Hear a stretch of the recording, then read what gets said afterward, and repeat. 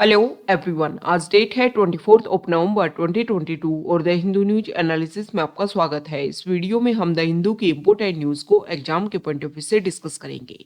नीचे description box में Telegram channel Volcano IAS Academy का लिंक दिया हुआ है। आप Telegram channel Volcano IAS Academy के साथ में जुड़ सकते हैं। वहां पर हर exam means UPSC, state, PCS and other exams के पॉइंट ऑफ व्यू से काफी इंपोर्टेंट इन्फॉर्मेशन आप सभी के साथ में शेयर की जाती है। तो चलो स्टार्ट करते हैं। वीडियो को स्टार्ट करेंगे एक ज्योग्राफिकल मैप क्वेश्चन के साथ में। और आज आपका क्वेश्चन ये है कि सेंटोसा आइलैंड को आपको मैप में व्यू करना है, फिर इससे रिलेटेड हर इंपॉर्टेंट फैक्ट्स को एंड इंफॉर्मेशन को कमेंट बॉक्स में टाइप करना है। कल हमने आपसे क्वेश्चन पूछा था मछलीपट्टनम सी पोर्ट को लेकर के। मछलीपट्टनम सी पोर्ट एक प्रपोज्ड डीप सी पोर्ट है और हमारे इंडिया के आंध्र प्रदेश जो स्टेट है उसके कोस्टल रीजन पर लोकेटेड है। और अभी कुछ टाइम पहले ही national centre for sustainable coastal management ने इनको कोस्टल रेगुलेशन जोन का क्लियरेंस दिया था, जिसकी वजह से ये मछलीपट्टनम पोर्ट जो है वो न्यूज़ में बना हुआ था। अगर हम इसके एंशियंट टाइम की बात करें तो ये मछलीपट्टनम जो सी पोर्ट है वो एंशियंट टाइम से ही पोर्ट रीजन रहा और 16th सेंचुरी से ही जो यूरोपियंस हैं उन्होंने अपने इसके आसपास वाले रीजन में अपना सेटलमेंट करना स्टार्ट कर दिया था। और 17th सेंचुरी में ये Portuguese, British, Dutch, French in सभी के लिए एक ट्रेडिंग पोर्ट के रूप में इसने अपना इम्पोर्टेंट रोल प्ले किया था। ओके, तो ये इम्पोर्टेंट फैक्ट है इस पोर्ट को लेकर के और न्यूज़ में बना हुआ था, जिसकी वजह से इसकी लोकेशन हमारे लिए इम्पोर्टेंट हो जाती है। द हिंदू को अगर हम डिस्कस करें तो फर्स्ट इंपॉर्टेंट न्यूज़ है द हिंदू के फ्रंट पेज पर। और यहाँ पर यूके कोर्ट जो है उन्होंने क्लियर किया है कि स्कॉटिश पार्लियामेंट जो है वो इंडिपेंडेंस के लिए पोल अकेले अपने लेवल पर पोल कंडक्ट नहीं करवा सकती है। सारे हम इशू को डिस्कस करेंगे कि बेसिक प्रॉब्लम क्या है और किस तरीके से ये पोल कंडक्शन की बात हो रही है। आप इतना ध्यान में रखिए कि स्कॉटिश नेशनल पार्टी की लीडर और स्कॉटलैंड से फर्स्ट मिनिस्टर बनी निकोला स्टर्जियन, उन्होंने इस बात के ऊपर फोकस किया कि स्कॉटलैंड जो एरिया है यूके के अंडर जो आता है उसको हम इंडिपेंडेंट कंट्री के रूप में एस्टेब्लिश करना चाहते हैं। तो ये प्रोसीजर क्यों स्टार्ट हुआ और स्कॉटलैंड जो है वो यूके के अंडर कैसे आता है, इन सारे पॉइंट्स के बारे में हम डिस्कस कर लेते हैं। तो सबसे पहले तो आप यूके का मैप देखिए। देखो, जब भी आपको यूके वर्ड सुनने में मिले तो आप समझिए कि यूके जो है वो इंग्लैंड को रिप्रेजेंट नहीं करता है। ये 4 पार्ट है, Wales, England, Scotland and Northern Ireland. ये चारों मिलकर के यूके का फॉर्मेशन करते हैं। और जब आप इंग्लैंड वर्ड सुनो तो समझना कि इंग्लैंड जो है वो अलग है और यूके जो है वो कलेक्टिवली एक लार्ज जियोग्राफिकल एरिया को रिप्रेजेंट करता है। ये बेसिक डिफरेंस आपके समझ में आ गया। अब यहाँ पर क्या है कि ये जो स्कॉटलैंड है ये चाहता है कि हम अलग से यूके से अलग होकर के इंडिपेंडेंट अपने आप को कंट्री के रूप में एस्टेब्लिश करे। अब बेसिक प्रॉब्लम क्या है कि ये जो इनका यूनियन है ना ये बहुत पहले स्टार्ट हो गया था। 1603 से ये जो ब्रिटिश जो नेशंस हैं इनका एक यूनियन के रूप में स्टार्ट हो गया। और उसके बाद में अगर हम बात करें तो 1707 में यहाँ के थे जेम्स सिक्स्थ। जेम्स सिक्स जो है वो यहाँ के राजा जो थे, यहाँ के रिप्रेजेंटेटिव थे। और फिर एक तरीके से वो इंग्लैंड के राजा बनते हैं जेम्स फर्स्ट के नाम से। तब से इनका जो कनेक्शन है वो और ज़्यादा एक कॉपरेशन के रूप में सामने आता है। और फिर कलेक्टिवली ये 4 रीजन जो है वो यूके के नाम से जाने जाते हैं।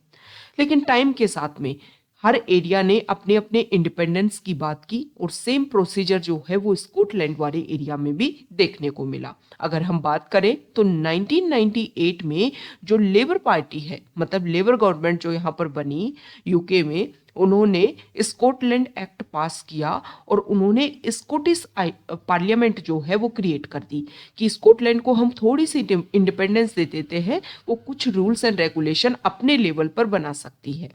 ओके, अब क्या हुआ कि 2014 में क्या होता है, यहाँ पर प्लेबिसाइट कंडक्ट करवाया जाता है, मतलब वोटिंग करवाई जाती है कि कितने लोग जो हैं वो स्कॉटलैंड में इंडिपेंडेंट रहना चाहते हैं और कितने लोग यूके के साथ रहना चाहते हैं।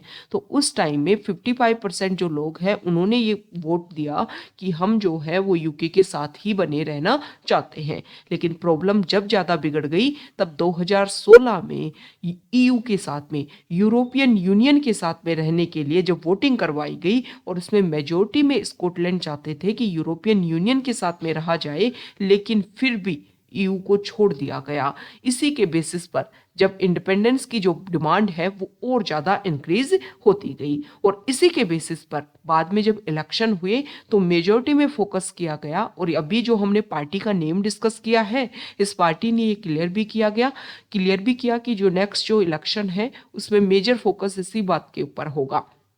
तो अभी ये जो पार्टी है, इनकी जो ये मिनिस्टर है, इन्होंने जब वो मिनिस्टर बनती है उसके बाद में उन्होंने इनिशिएटिव स्टार्ट किया कि हम जो है वो रेफरेंडम करवाएंगे, मतलब वोटिंग करवाएंगे कि हम जो है अपने लेवल पर पोल करवाएंगे कि स्कॉटिश लोग जो है वो आपके साथ रहना चाहते हैं या नहीं रहना चाहते हैं। तो इसी को लेकर के वहाँ के कोर्ट में डिस्कशन चल रहा था। तो कोर्ट ने क्लियर किया है कि आपके पास में इतनी अकेले लेवल पर पावर नहीं है कि आप अपने लेवल पर ही पोल कंडक्ट करवा सको। यहाँ पर जो मेजोरिटी में जो पावर है वो यूनाइटेड किंगडम की जो पार्लियामेंट है उसके पास में पावर जो है वो एडजस्ट करती है। तो ये हमने बेसिक फैक्ट डिस्कस किए, यूके का मैप जो है वो हमने डिस्कस किया और बेसिक प्रॉब्लम क्या है ये हमने डिस्कस किया। हमने यहाँ पर दो टर्म डिस्कस किए हैं। दो टर्म क्या है? Referendum and plebiscite. देखो, डेमोक्रेसी दो तरीके की होती है, डायरेक्ट डेमोक्रेसी और इनडायरेक्ट डेमोक्रेसी। डायरेक्ट डेमोक्रेसी मतलब जो लोग जो है वो डायरेक्टली अपने आप को रिप्रेजेंट करें, और इनडायरेक्ट डेमोक्रेसी जिनको रिप्रेजेंटेटिव डेमोक्रेसी के नाम से भी जानते हैं। तो उसमें जो पीपल हैं वो डायरेक्ट अपने आप को रिप्रेजेंट ना करके उनको, मतलब एक ग्रुप को जो है वो एक पर्सन रिप्रेजेंट करे, एक ग्रुप को जो है एक पर्सन रिप्रेजेंट करे। और इसका बेसिक रीजन ये होता है इनडायरेक्ट डेमोक्रेसी का कि पॉपुलेशन लेवल इतना ज़्यादा हो जाता है कि सारी की सारी पॉपुलेशन से आप हर क्वेश्चन को लेकर के पोल और जो वोटिंग जो है या डायरेक्ट उनकी जो वॉइस है वो आप नहीं सुन सकते हो। ओके, तो यहाँ पर आपको ये बताना है कि डायरेक्ट डेमोक्रेसी के 4 टूल होते हैं। वो आप कमेंट बॉक्स में बताओगे उन 4 टूल के नेम कि कौन कौन से इंपॉर्टेंट 4 टूल होते हैं। लक्ष्मीकांत की जब आप बुक उठाओगे तो उसमें डायरेक्टली वो 4 टूल जो है वो मेंशन किए हुए हैं।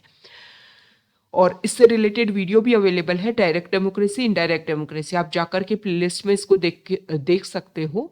जो एम लक्ष्मीकांत की जो बुक के वीडियोस हैं उस प्लेलिस्ट में ही अवेलेबल है। तो उसमें जो बेसिक इनपुट है, बेसिक जो डेफिनेशन है वो वहां पर आपके लिए अवेलेबल है।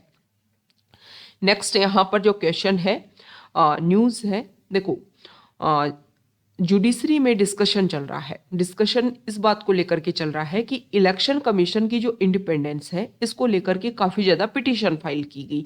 तो उन सारे पॉइंट्स के ऊपर, जिन जिन पॉइंट्स को लेकर के इशू हैं, उन सभी को लेकर के क्वेश्चन किया गया। उन सभी को लेकर के, उन सारी पिटीशन को सुनने के लिए एक कॉन्स्टिट्यूशनल बेंच का फॉर्मेशन किया गया। और वो बेंच जो है वो डिस्कशन कर रही है कि किन किन पॉइंट्स के ऊपर क्या क्या रिजल्ट होना चाहिए और गवर्नमेंट जो है वो किस तरीके से इसको रेगुलेट करे। इसको लेकर के आज एडिटोरियल पेज पर आर्टिकल भी है, वहां पर भी हम इसको डिस्कस करेंगे। यहाँ पर आप ये बात समझ लिए कि कौन कौन से जो एस्पेक्ट हैं उनको लेकर के यहाँ पर एग्जामिन किया जा रहा है। जैसे कि सीईसी, चीफ इलेक्शन कमिश्नर, और इलेक्शन कमिश्नर जो है इनकी अपॉइंटमेंट एक कोलेजियम के थ्रू होना चाहिए। और कोलेजियम में कौन कौन हो? PM, CGI and leader of opposition. साथ ही साथ ये बोला गया कि जो रिमूवल होता है चीफ इलेक्शन कमिश्नर का और इलेक्शन कमिश्नर का, वो अलग अलग तरीके से होता है। अभी एडिटोरियल पेज पर इस पॉइंट को हम डिस्कस करेंगे। उसको लेकर के सेम प्रोसीजर होना चाहिए, इसको लेकर के भी पिटीशन आई हुई है। साथ ही साथ में ये बोला गया है कि जिस तरीके से सुप्रीम कोर्ट लोकसभा और राज्यसभा को पावर है रूल मेकिंग की, सेम इसी तरीके से इलेक्शन कमीशन को भी होना चाहिए। इलेक्शन कमीशन का अपना इंडिपेंडेंट सेक्रेटरीट होना चाहिए और कमीशन के लिए खुद का बजट होना चाहिए। सॉरी। तो इन सारे पॉइंट्स के बेसिस पर उनके पास में इंडिपेंडेंस होगी और वो अपने लेवल पर अपने अकॉर्डिंग जो है वो काम करेंगे। तो यहाँ पर जो कॉन्स्टिट्यूशनल बेंच को जो लीड कर रहे हैं जस्टिस के एम जोसेफ, उन्होंने एक इम्पोर्टेंट पॉइंट ये बोला कि इलेक्शन कमीशन और जो इलेक्शन कमिश्नर जो है वो हमारे क्या होने चाहिए, एक यस मैन नहीं होने चाहिए। मतलब कुछ भी गवर्नमेंट ने कुछ भी बोला और उसमें हर चीज़ के ऊपर जो है वो बिना विदाउट एनी हेजिटेट वो अपने अकॉर्डिंग अपनी जो समर्थन है, अपना जो सपोर्ट है वो कर रहे हैं। मतलब वो इंडिपेंडेंट लेवल पर अपने डिसीजन ले पाए, और वो तब ले पाएंगे जब उनके पास में इंडिपेंडेंसी हो पाएगी, कमीशन जो है वो इंडिपेंडेंट हो पाएगा। तो इसके अकॉर्डिंग यहाँ पर जो है ये डिस्कशन यहाँ पर जो है वो किया जा रहा है। इसको अभी हम एडिटोरियल बेस पेज पर जो है वो अच्छे से क्लियर करेंगे कि किन किन पॉइंट को लेकर के क्या क्या इशू है और कैसे कैसे उनको सॉल्व किया जा सकता है। तो एडिटोरियल पेज पर हम चलते हैं, और एडिटोरियल पेज पर ये जो आर्टिकल है ये उसी से रिलेटेड है।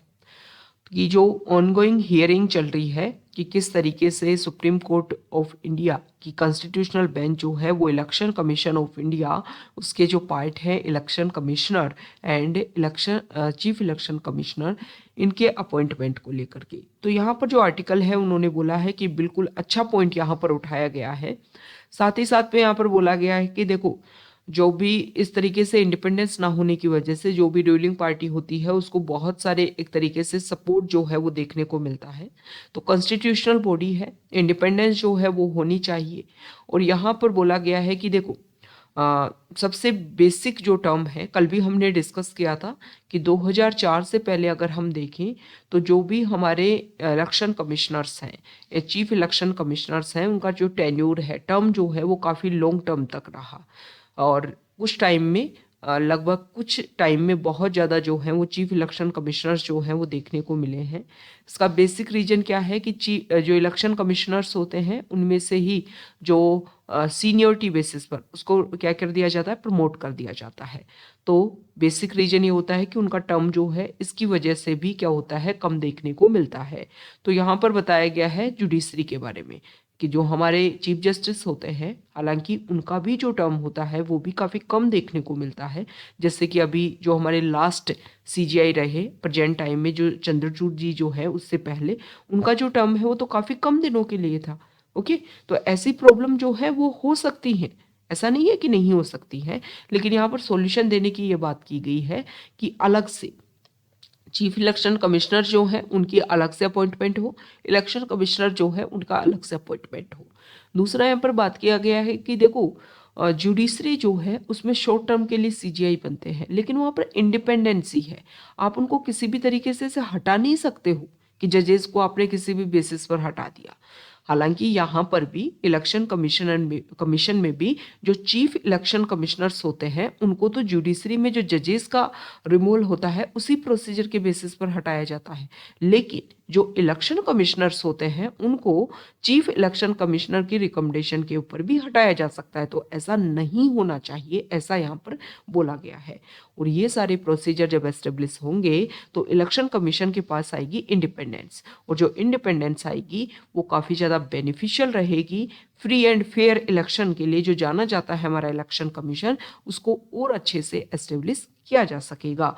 तो जो भी यहाँ पर प्रपोजल है, जो भी यहाँ पर चेंज करने की बात की जा रही है, उनके ऊपर फोकस किया जाना चाहिए, गवर्नमेंट का सपोर्ट होना चाहिए इन सारे चेंजेस के बेसिस पर, ताकि जो भी इनिशिएट किया जाए वो हमारी डेमोक्रेसी की फुलफिलमेंट के लिए, डेवलपमेंट के लिए काफ़ी ज़्यादा बेनिफिशियल रहे।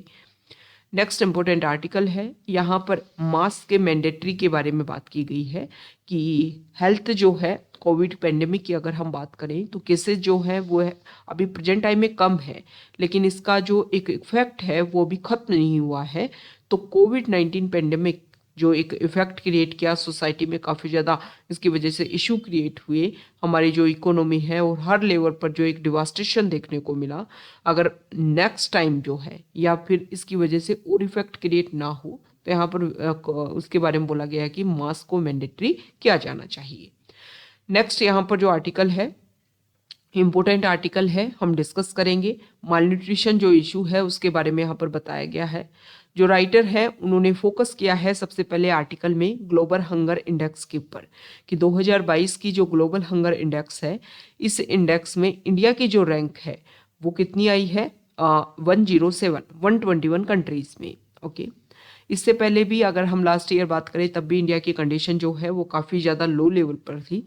दूसरा यहाँ पर बात किया गया है नेशनल फैमिली हेल्थ सर्वे की, तो 2019 से 2021 की जो रिपोर्ट जो डाटा आए हैं उसमें बताया गया है कि 5 साल से एज के जो छोटे बच्चे हैं उसमें 35.5% जो है उनमें स्टंटिंग के केस देखने को मिलते हैं और 19.3% जो है ओके उनमें जो है वो वेस्टिंग के केसेस देखने को मिल रहे हैं और 32.1% जो है वो अंडरवेट है। मतलब इशू जो है वो काफ़ी बड़े लेवल पर इंडिया में प्रेजेंट टाइम में भी एग्जिस्ट करते हैं। तो यहाँ पर जो राइटर हैं उन्होंने गवर्नमेंट की जो स्कीम है उसके बारे में बताया गया है कि पोषण अभियान हमने लॉन्च किया। बहुत सारी जो स्कीम है उनको इंटीग्रेटेड फॉर्म में हमने यहाँ पर लॉन्च किया कि जो रिजल्ट है वो देखने को मिल सके। लेकिन यहाँ पर जो गवर्नमेंट स्कीम है उसके बारे में बताया गया है कि 2022-23 में अगर हम बात करें तो इस स्कीम में जो जितना सैंक्शन हुआ था, जितना खर्च होने वाला था या 2020-21 में जितना खर्च होने वाला था उसमें जो इंक्रीज है वो 1% से भी कम हुआ है। मतलब पॉपुलेशन इंक्रीज हो रही है, पॉपुलेशन जो है वो ज़्यादा देखने को मिल रही है, लेकिन फिर भी जो इनमें ग्रोथ है जितनी होनी चाहिए वो नहीं देखने को मिल रही है। ओके, तो कोशिश ये की जानी चाहिए कि देखो राइटर ने सबसे पहले तो यहाँ पर जैसे कि उड़ीसा स्टेट की जो ममता स्कीम है उसके बारे में बताया है कि उसका जो रिजल्ट है वो काफ़ी अच्छा देखने को मिल रहा है। साथ ही साथ पे यहाँ पर स्टेट लेवल पर जो है वो भी फोकस किया जाना चाहिए, सेंटर लेवल पर भी फोकस किया जाना चाहिए। यहाँ पर जो राइटर है उन्होंने कैश ट्रांसफ़र की बात की है कि कैश ट्रांसफ़र जो है वो भी प्रोवाइड किया जा रहा है, जिसके थ्रू भी जो इस तरीके का माल न्यूट्रिशन जो इशू है उनको रेगुलेट करने की कोशिश की जा रही है। लेकिन राइटर का ये बोलना है कि देखो जैम जैम मतलब जनधन जो स्कीम थी, जनधन बैंक अकाउंट आधार मोबाइल, ये जो स्कीम लॉन्च की गई थी 2015-16 में, जिसमें जो डायरेक्ट बेनिफिट ट्रांसफर जो है वो डायरेक्ट अकाउंट में जा सके। तो यहाँ पर राइटर का बोलना है कि मनी भेजा गया, मान लो किसके लिए, न्यूट्रिशन के लिए। अब उस मनी का क्या यूज़ किया जा रहा है वो तो हमें पता नहीं है ना कि किस तरीके से उसको जो है वो प्रायोरिटी में रखा जा रहा है उस मनी को। तो फोकस ये होना चाहिए कि पीडीएस सिस्टम के थ्रू ही हम न्यूट्रिशन अवेलेबल करवाने की कोशिश करें। साथ ही साथ में मिड डे मील स्कीम जो है उसके ऊपर फोकस किया जाए, क्योंकि एक प्रेग्नेंट वीमेन, एक लैक्टेटिंग वीमेन और एक जो चाइल्ड जो है इनकी ग्रोथ जो है वो होना बहुत ज़्यादा ज़रूरी है। क्योंकि एनीमिक कंडीशन अगर हम देखें तो हमारे इंडिया में जो गर्ल है, जो वीमेन है, उनमें काफ़ी ज़्यादा इशू जो है वो देखने को मिलता है। तो फोकस हमें किया जाना चाहिए पीडीएस सिस्टम के थ्रू, और पीडीएस सिस्टम जो है उसी के थ्रू जो भी बेसिक न्यूट्रिशन है वो हम प्रोवाइड करवाएं। क्योंकि मनी अगर हम ट्रांसफ़र करते हैं और वो एक तरीके से इसलिए मनी दिया जा रहा है जैसे कि आफ्टर डिलीवरी जो है वो भी दिया जाता है कि जो लैक्टेटिंग वीमेन है वो अपने लेवल पर कोशिश करें कि उनको सारे जो भी न्यूट्रिशन है वो प्रोवाइड करवाई जाए। लेकिन उस मनी का कहाँ इन्वेस्ट किया जाता है, अगर आप बेसिक लेवल पर, ग्राउंड लेवल पर, आप अपने आसपास के रीजन में, और अगर आप रूरल एरियाज में बिलोंग करते हो तो जो मनी दिया जाता है आफ्टर डिलीवरी, आप उसका जो एक अलॉटमेंट है, साथ ही साथ में उसका क्या यूज़ किया जाता है, इसके आप फोकस कर सकते हो। और आप बेसिक लेवल पर, एक ग्राउंड लेवल पर जो है उसका एक रिजल्ट देख सकते हो कि जो मनी ट्रांसफ़र किया जाता है उसका जिस चीज़ के लिए, मतलब न्यूट्रिशन के लिए जो मनी प्रोवाइड करवाया जा रहा है कि एक अच्छा खाना उनको मिले, अच्छे न्यूट्रिशन उनको मिले, ताकि इशू जो है वो काफ़ी कम देखने को मिले। लेकिन ऐसा नहीं देखने को मिलता है। तो यही बेसिक रीजन है कि कैश ट्रांसफ़र के बजाय जो पीडीएस सिस्टम है उसके ऊपर ज़्यादा फोकस किया जाए। नेक्स्ट इंपॉर्टेंट आर्टिकल है टेक्स्ट पेज पर, 1 सेकेंड, और यहां पर हम अल नीनो एंड ला नीना के बारे में डिस्कस करेंगे। तो यहां पर जो आर्टिकल है कि 2030 तक अल नीनो और ला नीना जो वेदर पैटर्न है उनमें काफी ज्यादा चेंज देखने को मिलेगा, ऐसी एक रिपोर्ट जो है वो सामने आई है। तो सबसे पहले तो हम पता करेंगे कि अल नीनो फेनोमेना क्या होता है। देखो, अल नीनो फेनोमेना ये होता है कि सेंट्रल ईस्ट इक्वेटोरियल पैसिफिक जो है वो रीजन गर्म होने लग जाता है, वहां पर जो टेम्परेचर है वो इंक्रीज होने लग जाता है। हम इमेज के थ्रू आपको दिखाने की कोशिश करेंगे कि ये रीजन जो है वो काफी ज्यादा इसमें जो है वो हीट, मतलब टेम्परेचर इंक्रीज होता है, जिसकी वजह से यहाँ पर ये रीजन जो है यहाँ पर हैवी रेन देखने को मिलती है और ये जो रीजन है यहाँ पर ड्रोट देखने को मिलता है। और जब ला नीना होता है तो उस टाइम में यहाँ पर जो है वो हैवी फ्लड देखने को मिलती है। और हम देखें तो ऑस्ट्रेलिया में हैवी फ्लड जो है वो लास्ट 2 टाइम से काफ़ी ज़्यादा इफेक्ट कर रही है। उस टाइम में यहाँ पर रेनफॉल जो है वो काफ़ी कम देखने को मिलती है, तो ये इफेक्ट होता है। तो जब अल्नीनो होता है तो यहाँ पर टेम्परेचर कम जो जो विंड जो है वो इस तरीके से यहाँ पर ट्रांसफर होने लग जाती है। ला नीना के टाइम में विंड जो है वो इस तरीके से ट्रांसफर होने लग जाती है। तो इस टाइम क्या होता है, surface temperature in the equatorial Pacific rise and trade winds east west winds that blow near the equator weaken normally. Easterly trade winds blow from the Americas towards Asia. Due to El Nino, they falter and change direction to turn into westerlies. Easterly जो है वो westerlies में change हो जाती है। warm water जो है from the western Pacific toward the America की तरफ जो है वो गर्म पानी आने लग जाता है और nutrient rich water rise towards the surface it reduced under El Nino. This is turn reduces phytoplankton, thus fish that eat phytoplankton are affected। मतलब इसकी वजह से जो सी लेवल की जो बायोडाइवर्सिटी है वो काफ़ी ज़्यादा इफेक्ट होती है। नेचुरल जो फिनोमिना है उससे अगर एक नेक्स्ट लेवल पर जा करके या एक्सट्रीम लेवल देखने को मिलेगा तो इसकी वजह से काफ़ी ज़्यादा इफेक्ट क्रिएट होता है। ओके, दूसरा यहाँ पर लानीना के बारे में बताया गया है जिसको अभी हमने इमेज देखा, तो इसमें अल नीनो का अपोजिट होता है। हमने देखा ना इमेज में कि यहाँ पर जो है इस तरीके से ट्रेड विंड्स बहने लगती है और इसका अपोजिट जो है वो लानीना होता है। ओके, तो जो बैलेंस होता है वो काफ़ी ज़्यादा बेनिफिशियल होता है और इसकी इफेक्ट की वजह से हमारे इंडिया में जो मानसून सेशन है वो काफ़ी ज़्यादा इफेक्ट होता है। तो यहाँ पर बताया गया है कि अल नीनो की वजह से हमारे यहाँ पर वीक रेनफॉल होती है। ओके, और ज़्यादा गर्मी होगी। और लानीना जब होता है इसकी वजह से साउथ एशिया में रेनफॉल जो है वो काफ़ी ज़्यादा इंटेंसिफाई हो जाती है। ओके, पर्टिकुलरली अगर हम देखें तो इंडिया का नॉर्थ वेस्ट एंड बांग्लादेश जो रीजन है मानसून सीजन में। और प्रेजेंट टाइम में India like the rest of the globe is witnessing an extended triple dip La Nina as reported by the Hindu. This is in part is why India saw surplus rain in September। मतलब आप अब ये देखिए कि जो rainy season है वो extend होता जा रहा है। जून जुलाई अगस्त से कंपैरिजन अगर हम करें तो सितंबर में जो सरप्लस रेन है वो देखने को मिल रही है। तो ये सारा इफेक्ट जो है वो एक तरीके से इफेक्ट कर रहा है। मतलब ये अल नीनो ला नीना जो भी क्लाइमेट चेंज जो भी इशू इफेक्ट हो रहे हैं उसकी वजह से जो रेनफॉल है उसका सीजन उसका जो टाइम पीरियड है वो काफ़ी ज़्यादा एक्सटेंड होता जा रहा है। ओके, तो बेसिक पॉइंट है ज्योग्राफी के पॉइंट ऑफ व्यू से। और हमारे मेंस के पॉइंट ऑफ व्यू से अगर हम डिस्कस करें तो GS paper 3 and GS paper 1 दोनों के पॉइंट ऑफ व्यू से इंपॉर्टेंट हो जाता है और प्रीलिम्स में ये दो टर्म जो है वो हमारे लिए इंपॉर्टेंट हो जाती है। नेक्स्ट इंपॉर्टेंट आर्टिकल है, यहाँ देखिए, देखो यहाँ पर जो है आप सभी को पता है हमारे जो डिफेंस मिनिस्टर हैं वो डिस्कस कर रहे हैं 30 ईयर कंप्लीट हो गए आसियान कंट्री के साथ में हमारे रिलेशन को लेकर के। तो यहाँ पर साउथ चाइना सी जो है उनको लेकर के डिस्कस किया गया कि 1982 में जो सी वाटर को लेकर के जो लॉ बने थे यूनाइटेड नेशन, जिनको अनक्लोज लॉ के नाम से भी जानते हैं, United Nation Convention on the law of the sea. Okay, और इनके ऊपर 1982 में ये जो लॉ बने इसी के बेसिस पर जो साउथ चाइना सी है उसको भी हमें रेगुलेट करना चाहिए ताकि जो भी इशू है उनको हम सॉल्व कर सकें और सभी कंट्री के लिए इजीली एक्सेसिबल हो सके साउथ चाइना सी। नेक्स्ट इंपॉर्टेंट आर्टिकल है, यहाँ देखिए,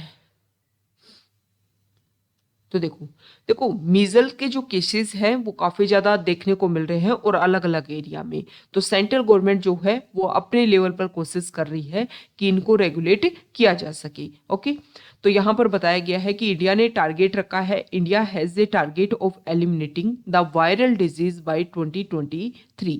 तो इसी के बेसिस पर जो भी हमारे प्रोग्राम है यूनिवर्सल इम्यूनाइजेशन प्रोग्राम जो है इन सभी के बेसिस पर मीजल की जो वैक्सीनेशन है वो प्रोवाइड करवाई जा रही है ताकि इस तरीके के जो भी वायरल इन्फेक्शन है उनको हम खत्म कर सके।